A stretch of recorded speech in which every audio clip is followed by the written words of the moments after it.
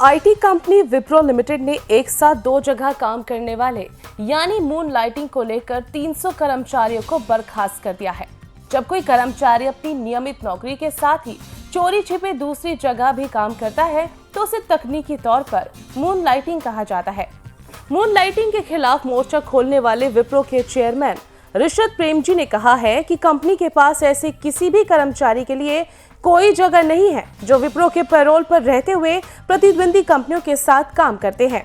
ऋषद प्रेमजी ने बुधवार को अखिल भारतीय प्रबंधन संघ यानी कि AIMA के राष्ट्रीय सम्मेलन में कहा, मून लाइटिंग कंपनी के प्रति निष्ठा का पूरी तरह से उल्लंघन है। वास्तविकता यह है कि आज ऐसे लोग हैं जो विप्रो के साथ कॉम्पिटिटर कंपनी के लिए भी काम कर रहे हैं।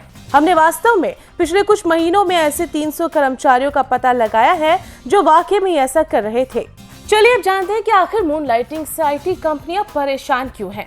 जब 300 कर्मचारियों के खिलाफ कार्रवाई के बारे में पूछा गया तो उन्होंने कहा, उल्लंघन के इन मामलों में कर्मचारियों को कंपनी से बाहर निकाल दिया गया है। आईटी कंपनियां इस वजह से परेशान है कि नियमित काम के घंटों के बाद दूसरी नौकरी करने वाले कर्मचारियों की वजह से प्रोडक्टिविटी प्रभावित होती है और इस वजह से टकराव और डेटा ब्रीच जैसी स्थितियां भी पैदा हो सकती हैं। अब ऐसे में सवाल उठता है कि क्या कंपनियों के साथ धोखा है मून लाइटिंग। विप्रो प्रमुख शुरू से ही मून लाइटिंग के कड़े आलोचक रहे हैं और उन्होंने इसकी तुलना कंपनी के साथ धोखाधड़ी के तौर पर भी की है। उन्होंने पिछले महीने ट्विटर पर कहा था कि आईटी कंपनियों में मून लाइटिंग करने वाले कर्मचारियों के बारे में बहुत सारी बातें सामने आ रही हैं। यह सीधे और स्पष्ट तौर पर कंपनी के साथ धोखा है।